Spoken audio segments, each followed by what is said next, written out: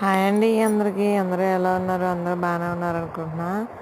నేను మీ Anusha. Welcome to tasty tales. ఈరోజు మా పాపకి పెట్టే బేబీ ఫుడ్స్లో భాగంగా క్యారెట్ ప్యూరీ ఎలా తయారు చేయాలో చూపించేస్తున్నాను, చూసేయండి. లేదండి, చాలా అంటే చాలా సింపుల్. ఫస్ట్ ఒక మీడియం సైజ్ క్యారెట్ తీసుకొని దాన్ని శుభ్రంగా కడిగి దాన్ని తొక్క అనేది తీసేసి శుభ్రంగా చిన్న ముక్కలుగా కట్ చేసుకొని ఒక గిన్నెలోకి వాటర్ హాఫ్ గ్లాస్ వేసుకొని ఆ కట్ చేసిన క్యారెట్ ముక్కలు వేసుకొని బాగా మెత్తగా ఉడికించుకోవాలి. అలా మెత్తగా ఉడికించుకున్న క్యారెట్ ముక్కలను ఒక మిక్సీ జార్ తీసుకొని అందులో వేసుకొని బాగా మెత్తగా ఫైన్ పేస్ట్గా చేసేసుకోవాలి.